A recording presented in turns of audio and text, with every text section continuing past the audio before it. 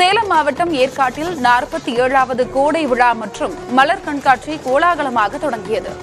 47வது கோடை விழாவை வேளாண் விற்பனைத்துறை ஆணையாளர், தமிழக அரசின் முதன்மை செயலாளர் ஆகியோர் தொடங்கி வைத்தனர். இதையொட்டி அண்ணா பூங்கா வளாகத்தில் 7 லட்சம் வண்ண மலர்களை கொண்டு அமைக்கப்பட்டுள்ள மலர் கண்காட்சி பார்வையாளர்களின் கண்களுக்கு விருந்தாக அமைந்தன. மேலும் மலர்களை கொண்டு உருவாக்கப்பட்ட கடல் குதிரை, ஆமை, சிப்பி என பல்வேறு வகையான வடிவங்கள் குழந்தைகளை கவரும் விதமாக இருந்தன. இன்று முதல் 26ஆம் தேதி வரை 5 நாட்களுக்கு நடைபெறும் இந்த விழாவில் நாள்தோறும் சுற்றுலா பயணிகளுக்கு பல்வேறு வகையான விளையாட்டுப் போட்டிகள் நடத்தப்பட உள்ளன.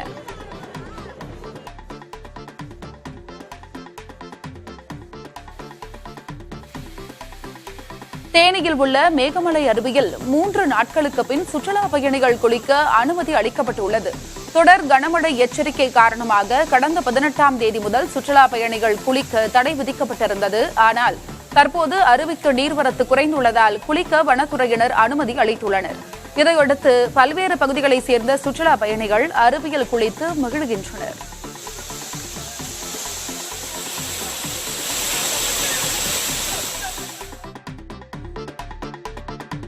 கனமழை எச்சரிக்கையால் தேனியில் உள்ள கும்பக்கரை அருவியில் சுற்றுலா பயணிகள் 4வது நாளாக குளிக்க தடை விதிக்கப்பட்டுள்ளது. தேனியில் கனமழை பெய்ய வாய்ப்புள்ளதாக வானிலை ஆய்வு மையம் தெரிவித்துள்ளது. இதனையடுத்து முன்னெச்சரிக்கை நடவடிக்கையாக அருவியில் சுற்றுலா பயணிகள் குளிப்பதற்கு தடை விதிக்கப்பட்டுள்ளது. இதனால் அருவிக்கு வரும் சுற்றுலா பயணிகள் ஏமாற்றத்துடன் திரும்பி சென்றனர். கனமழை எச்சரிக்கை இருந்தபோதிலும் கடந்த 4 நாட்களாக தேனியில் மழை பெய்யவில்லை.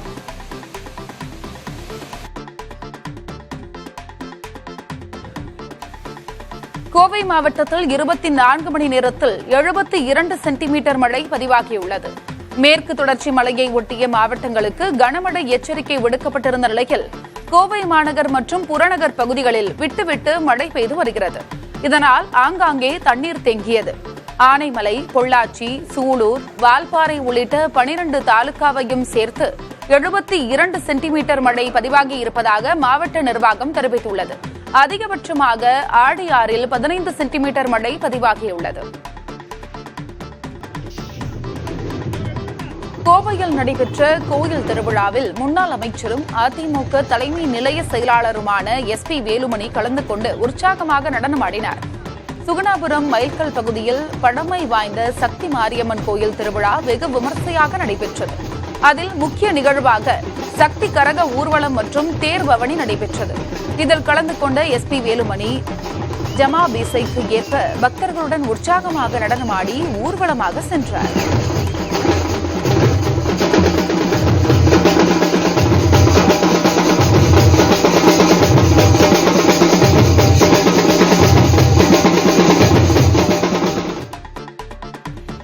திருப்பத்தூர் மாவட்டம் ஆம்பூர் அருகே குடியிருப்புக்குள் புகுந்த அரிய வகை எறும்பு தின்னி வனத்துறையிடம் ஒப்படைக்கப்பட்டது. ஆலாங்குப்பம் பகுதியில் உள்ள புதரில் மறைந்திருந்த எறும்பு தின்னி உயிரினத்தை அந்த பகுதி இளைஞர்கள் லாவகமாக பிடித்து வனத்துறையினரிடம் பத்திரமாக ஒப்படைத்தனர். இதனை அவ்வூர் மக்கள் ஆர்வத்துடன் பார்த்து சென்றனர்.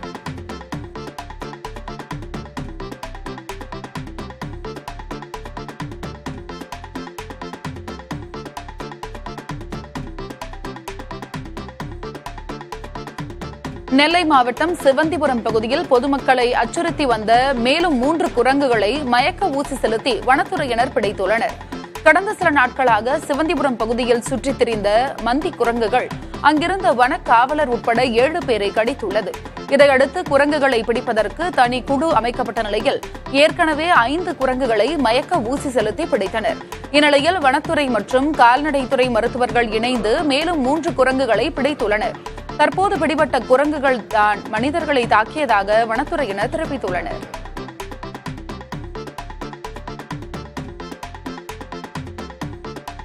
சேலம் மாவட்டம் தலைவாசல் சுற்றுவட்டார பகுதிகளில் பெய்து வரும் கனமழையால் நிலக்கடலை உற்பத்தி பாதிக்கப்பட்டுள்ளது. தலைவாசல் சுற்றுவட்டார பகுதிகளில் சுமார் 500க்கும் மேற்பட்ட ஏக்கர்களில் நிலக்கடலை விவசாயம் நடைபெற்று வருகிறது. நல்ல மகசூல் கிடைக்கும் நேரத்தில் கோடை மழையால் இழப்பு ஏற்படும் என விவசாயிகள் தெரிவிக்கின்றனர்.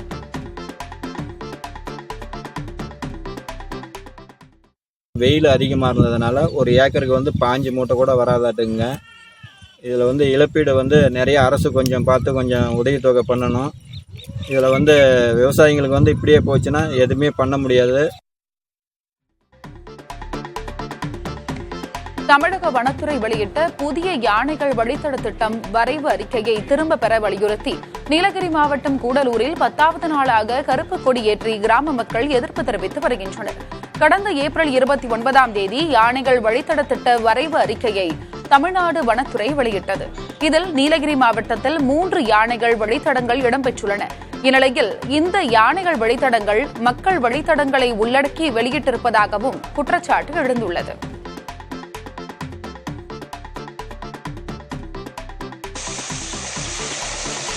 கள்ளக்குறிச்சி மாவட்டம் கல்வராயன் மலைப்பகுதியில் காவல்துறையினர் நடத்திய அதிரடி சோதனையின் போது பதுக்கி வைத்திருந்த 5400 லிட்டர் சாராய ஊரல்கள் அடைக்கப்பட்டுள்ளன. மலைப்பகுதியில் கள்ளச்சாராயம் காய்ச்சப்பட்டு பல்வேறு பகுதிகளுக்கு விற்பனை செய்யப்பட்டு வருவதாக காவல்துறைக்கு புகார் வந்துள்ளது. இதையடுத்து மாவட்ட காவல் கண்காணிப்பாளர் உத்தரவின் பேரில் காவல்துறையினர் அதிரடி சோதனை நடத்தியுள்ளனர். அப்போது 18 பேரல்களில் கள்ளச்சாராயம் ஊரல் இருப்பது கண்டுபிடிக்கப்பட்டு அவற்றை கொட்டி அடைத்தனர். மேலும் சாராயத்தை பதுக்கி வைத்திருந்த நபர்களை தேடி வருகின்றனர்.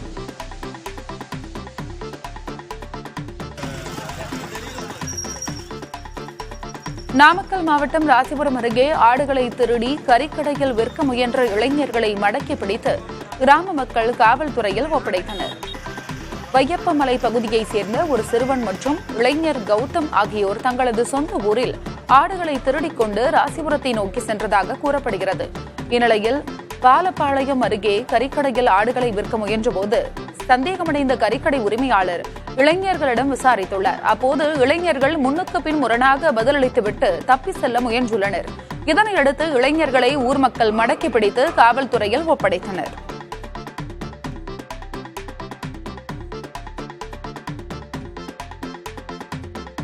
ஈரோட்டில் மனநலம் பாதிக்கப்பட்ட சிறுமிக்கு பாலியல் தொந்தரவு கொடுத்த நபரை போக்சோ சட்டத்தின் கீழ் கைது செய்துள்ளனர். கோயில் அருகே சிறுமி விளையாடிக் கொண்டிருந்த போது மது போதையில் வந்த முனியன் என்பவர் சிறுமிக்கு பாலியல் தொல்லை கொடுத்துள்ளார். இதனை கண்ட அக்கம் பக்கத்தினர் அவரை பிடித்து காவல்துறையினரிடம் ஒப்படைத்தனர். இதையடுத்து சிறுமியின் தாய் அளித்த புகாரின் பேரில் முனியனை போக்சோ சட்டத்தின் கீழ் கைது செய்து சிறையில் அடைத்தனர்.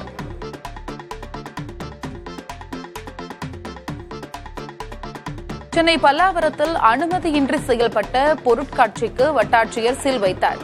பல்லாவரம் ஆட்டுத்தொட்டி பகுதியில் கண்டோன்மெண்ட் நிர்வாகத்திற்கு சொந்தமான காலி மைதானத்தில் மாவட்ட நிர்வாகத்திடம் முறையான அனுமதி பெறாமல் பொருட்காட்சி செயல்பட்டதாக கூறப்படுகிறது. தகவல் அறிந்த பல்லாவரம் வட்டாட்சியர் ஆறுமுகம் பொருட்காட்சி உள்ளே சென்று ஆய்வு மேற்கொண்டு அங்கு இருந்த ஊழியர்களை வெளியேற்றி பொருட்காட்சிக்கு சீல் வைத்தார்.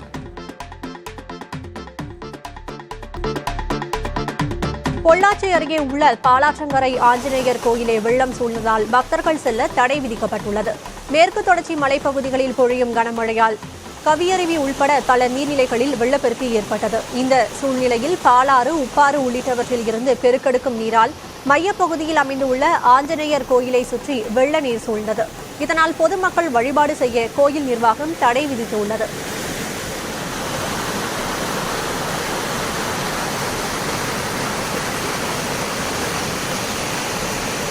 தலைவர் என பதிவிட்டு இருந்தார். இதற்கு காங்கிரஸ், திமுகவினர் நன்றி தெரிவித்திருந்தனர். அதே சமயம் அதிமுகவில் அவரது பதிவு சர்ச்சையை ஏற்படுத்தியது. ராகுல் காந்தியின் எளிமையை கண்டு இந்த பதிவை வெளியிட்டதாகவும் வேறு எந்த காரணமும் இல்லை என்றும் செல்லூர் ராஜு விளக்கமளித்திருந்தார். இருப்பினும் அந்த பதிவை நீக்க கோரி அதிமுக தலைமை அறிவுறுத்தியதாகவும் செல்லூர் ராஜு மீது கட்சி தலைமை நடவடிக்கை எடுக்க உள்ளதாகவும் தகவல் பரவியது. இந்நிலையில் ராகுல் காந்தி குறித்த தமது பதிவை செல்லூர் ராஜு நீக்கியுள்ளார்.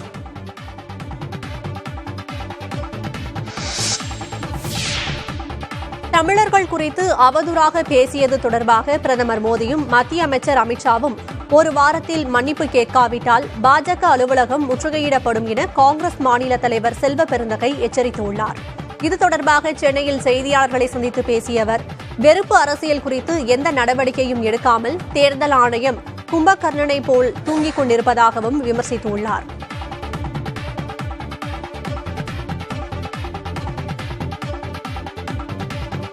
இனி வரும் காலங்களில் தமிழ் மொழியை கொச்சைப்படுத்தி பேசினாலோ, தமிழர்களை அவமானப்படுத்தினாலோ, தமிழ்நாட்டை சார்ந்தவர்களை திருடர்கள் என்றாலோ பாஜக தமிழ்நாட்டில் இருப்பதற்கு வாய்ப்பில்லை.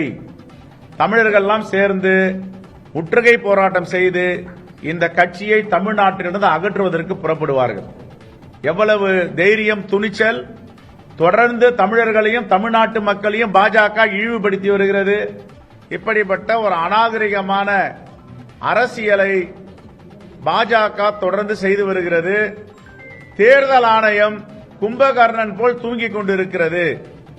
தேர்தல் ஆணையம் எப்பொழுது வீழ்த்துக் கொள்ளும் என்று தெரியவில்லை. விழுப்புரம் அருகே உயர்நீதிமன்ற உத்தரவின்படி டாஸ்மாக் ஊழியரின் உடலுக்கு மீண்டும் உடற்கூறாய்வு நடைபெற்றது. கடந்த மாதம் திருப்புச்சாவடி டாஸ்மாக் கடை உணவகத்தில் மாஸ்டராக வேலை செய்து வந்த ராஜா என்பவரை சந்தேகத்தின் பேரில் காவல்துறையினர் விசாரணைக்காக அழைத்துச் சென்றனர். காவல் நிலையத்தில் வைத்து அவர் மீது சரமாரியாக தாக்குதல் நடத்தியதாக கூறப்படுகிறது. அதன்பின் சொந்த ஜாமீனில் வெளியே வந்த அவர் வீட்டிற்கு திரும்பியதும் காவல்துறையினர் பூட்ஸ் கால்களால் தாக்கியதால் நெஞ்சு பகுதியில் வலியிருப்பதாக கூறியுள்ளார். தொடர்ந்து அருகில் உள்ள அரசு மருத்துவமனைக்கு அழைத்துச் செல்லும் வழியிலேயே அவர் உயிரிழந்து விட்டதாக தெரிகிறது. இதையடுத்து உடற்கூறாய்வு செய்யப்பட்டு அவரது உடல் உறவினர்களிடம் ஒப்படைக்கப்பட்டது. எனினும் தன் கணவர் மரணத்திற்கு காவல்துறையினர்தான் காரணம் என குற்றம் சாட்டிய அவரது மனைவி அஞ்சு தன் கணவரின் உடலுக்கு மறு கூறாய்வு செய்ய உத்தரவிடக் கோரி உயர்நீதிமன்றத்தில் மனு தாக்கல் செய்தார். இந்த மனுவை விசாரித்த நீதிபதிகள் மறுகூறாய்வு செய்து அறிக்கை சமர்ப்பிக்க உத்தரவிட்டனர். அதன் அடிப்படையில் சுடுகாட்டில் புதைக்கப்பட்ட ராஜாவின் உடல் எடுக்கப்பட்டு மாவட்ட ஆட்சியர் பழனி மற்றும் நீதிபதி ராதிகா முன்னிலையில் மறு உடற்கூறாய்வு செய்யப்பட்டது.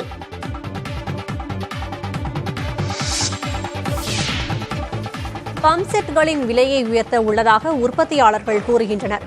பம்ப்செட்கள் உற்பத்திக்கு தேவையான மூலப்பொருட்களின் விலை 5 முதல் 7 விழுக்காடு வரை உயர்த்தப்பட்டுள்ளதாக இந்திய பம்ப் உற்பத்தியாளர்கள் சங்கம் தெரிவித்துள்ளது.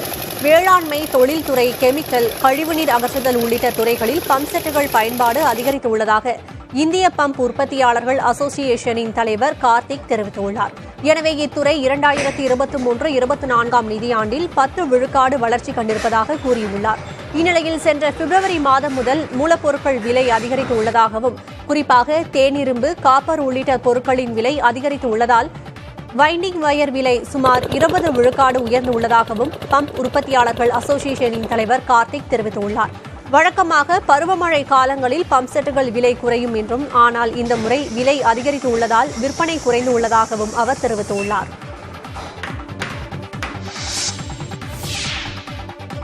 நாட்டின் பொருளாதார வளர்ச்சி நடப்பு நிதியாண்டின் முதல் காலாண்டில் 7.5% வளர்ச்சி காணும் என ரிசர்வ் வங்கி கணித்துள்ளது. இந்தியாவின் வளர்ச்சி குறித்து மாதாந்திர அறிக்கையை ரிசர்வ் வங்கி வெளியிட்டுள்ளது. அதில் உணவு அல்லாத மற்ற பொருட்களுக்கு கிராமப்புறங்களில் தேவை அதிகரித்துள்ளதாக ரிசர்வ் வங்கி கூறியுள்ளது. சர்வதேச அளவில் நிகழும் பதற்றங்களால் விநியோக சங்கிலி பாதிக்கப்பட்டுள்ளதாக தெரிவித்துள்ள ரிசர்வ் வங்கி, இருந்த போதிலும் இந்தியாவின் பொருளாதாரம் வளர்ச்சி பாதையில் இருப்பதாக கூறியுள்ளது. ஏப்ரல் மாதத்தில் சுங்கச்சாவடிகளில் வரி வசூல் 8.6%, வாகனங்கள் விற்பனை 25.4% உயர்ந்துள்ளதாக தெரிவித்துள்ள ரிசர்வ் வங்கி, இதுபோன்ற காரணிகளை வைத்து பார்க்கும்போது தேவை அதிகரித்துள்ளது தெரிவதாக கூறியுள்ளது. கோவை மாவட்டம் மேட்டுப்பாளையத்தில் இரவு நேரங்களில் பாகுபலி யானை ஊருக்குள் உலா வருகிறது. சமயபுரம், ஓடந்துறை, பாலப்பட்டி உள்ளிட்ட பகுதிகளில் கடந்த 4 ஆண்டுகளுக்கு மேலாக பாகுபலி என அழைக்கப்படும் ஒற்றை காட்டு யானை சுற்றித் திரிகிறது. இரவு நேரத்தில் காட்டை விட்டு வெளியேறும் இந்த யானை ஊருக்குள் நுழைந்து விவசாய பயிர்களை உணவுக்காக சேதப்படுத்திவிட்டு மீண்டும் அதிகாலை நேரத்தில் காட்டுப்பகுதிக்கு திரும்பிவிடுவது வழக்கமாக கொண்டுள்ளது. கும்கி யானைகளின் உதவியுடன் பாகுபலி யானையை சுற்றி வளைத்து அடர்ந்த காட்டுக்குள் அனுப்ப வனத்துறையினர் எடுத்த முயற்சிகள் ஏதும் பலனளிக்கவில்லை. இந்நிலையில் நெல்லிமலை வனப்பகுதியிலிருந்து வெளியேறிய பாகுபலி யானை சமயபுரம் பகுதியில் உள்ள குடியிருப்புக்குள் நுழைந்தது. வீதிகள் வழியாக மெதுவாக சென்ற யானையை பார்த்த மூதாட்டி ஒருவர் மாடியில் இருந்தபடி கணேசா போய்விடு, விநாயகா போய்விடு என குரல் எழுப்பியுள்ளார். இதையடுத்து அமைதியாக கடந்த யானை மீண்டும் வனத்தை நோக்கி சென்றது. இதனை அங்கிருந்தவர்கள் செல்போனில் படம் பிடித்துள்ளனர்.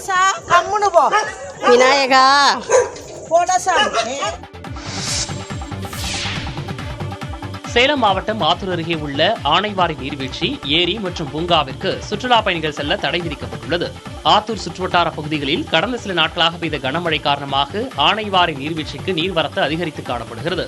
இதனால் முன்னெச்சரிக்கை நடவடிக்கையாக நீர்வீழ்ச்சிக்கு செல்ல வனத்துறையினர் தடை விதித்துள்ளனர். இதேபோல கல்வராயன் மலை அடிவாரத்தில் உள்ள ஏரி மற்றும் பூங்காவிற்கு செல்லவும் தடை விதிக்கப்பட்டுள்ளது. இந்நிலையில் இளைஞர்கள் சிலர் ஆபத்தை உணராமல் ஏரி பகுதியில் குளித்து வருகின்றனர். இதனால் அசம்பாவித சம்பவங்கள் நடக்கும் முன்னர் வனத்துறை நடவடிக்கை எடுக்க வேண்டும் என அப்பகுதி மக்கள் வலியுறுத்தியுள்ளனர். மேட்டூர் அணையின் நீர்மட்டம் கடந்த ஆண்டு இதே நாளில் 103 அடியாக இருந்த நிலையில் நடப்பாண்டில் 48 அடியாக சரிந்துள்ளது. கடந்த ஆண்டு ஜூன் 12ஆம் தேதி பாசனத்திற்காக மேட்டூர் அணையில் இருந்து தண்ணீர் திறக்கப்பட்டது. ஆனால் இந்த ஆண்டு போதிய நீர்வரத்து இல்லாததால் அணையின் நீர்மட்டம் நாளுக்கு நாள் சரிந்து வருகிறது. குடிநீருக்கே பற்றாக்குறை ஏற்படும் சூழலில் அகன்று விரிந்த காவிரி தற்போது விளை நிலமாகவும் மேய்ச்சல் நிலமாகவும் மாறி வருகிறது. இன்று காலை நிலவரப்படி மேட்டூர் அணையின் நீர்மட்டம் 49 அடியில் இருந்து 48.76 அடியாக குறைந்துள்ளது. நீர் இருப்பு 17.04 TMC ஆக உள்ளது. அணைக்கு நீர்வரத்து வினாடிக்கு 402 கன அடியில் இருந்து 217 கன அடியாக குறைந்துள்ளது. குடிநீர் தேவைக்காக அணை மின் நிலையம் வழியாக வினாடிக்கு 2100 கன அடி தண்ணீர் வெளியேற்றப்பட்டு வருகிறது.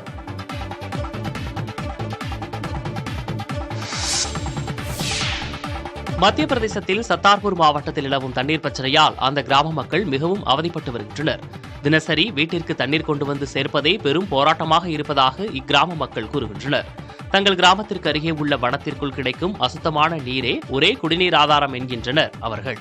இதையும் 3 கிலோமீட்டர் நடந்து சென்று எடுத்து வர வேண்டும் என்றும் வனவிலங்குகள் அச்சுறுத்தல் இருப்பதாகவும் கிராமத்தினர் கூறுகின்றனர். இளைஞர்களுக்கு திருமணத்திற்கு பெண் கொடுக்காத அவலநிலை உள்ளதாக கிராமத்தினர் கூறுகின்றனர். பல ஆண்டுகளாக இப்பிரச்சனை நீடிக்கும் நிலையில் கிராமத்தில் பலர் வேறு ஊர்களுக்கு குடிபெயர்ந்து விட்டனர். தண்ணீர் பிரச்சினைக்கு தீர்வு தருவதாக அரசியல் கட்சியினர் தேர்தல்களின் போது கூறுவதாகவும் பின்னர் அதை மறந்துவிடுவதாகவும் அம்மக்கள் வேதனை தெரிவிக்கின்றனர். ஐபிஎல் கிரிக்கெட் தொடரின் பிளே ஆஃப் சுற்று தொடங்கியிருக்கும் நிலையில் எலிமினேட்டர் போட்டியில் ராஜஸ்தான் ராயல்ஸ் மற்றும் ராயல் சேலஞ்சர்ஸ் பெங்களூரு அணிகள் பல பரீட்சை நடத்துகின்றன. இப்போட்டியில் வெற்றி பெறும் அணி பிளே ஆஃப் சுற்றின் 2வது குவாலிஃபயருக்கு முன்னேறும். இதற்காக இரு அணிகளும் தீவிர வலைப்பயிற்சி மேற்கொண்டு வருகின்றன. புள்ளி பட்டியலில் 3 மற்றும் 4வது இடத்தை ராஜஸ்தான் மற்றும் பெங்களூரு அணிகள் பிடித்தன. லீக் சுற்றின் தொடக்கத்தில் தோல்வியையே சந்தித்த பெங்களூரு அணி கடைசி நேரத்தில் வேகம் எடுத்து தொடர்ந்து 6 போட்டிகளில் வெற்றி பெற்று பிளே ஆஃப் சுற்றுக்கு முன்னேறியது. அதே நேரத்தில் லீக் சுற்றின் முதல் பாதியில் வெற்றி வாகி சூடி முதல் இடத்தில் இருந்த ராஜஸ்தான் 2ஆம் பாதியில் தொடர்ச்சியாக 4 தோல்வியை சந்தித்து 3ஆம் இடத்திற்கு தள்ளப்பட்டது. இச்சூழலில் எலிமினேட்டர் போட்டியில் இரு அணிகளும் மோதுகின்றன. தோல்வியை மாற்றி வெற்றி பாதைக்கு திரும்புமா ராஜஸ்தான் அல்லது வெற்றி பயணத்தை தொடருமா பெங்களூரு என்பது போட்டியில் தெரியவரும். இந்த போட்டி அகமதாபாத் மைதானத்தில் இன்று மாலை 7:30 மணிக்கு தொடங்குகிறது.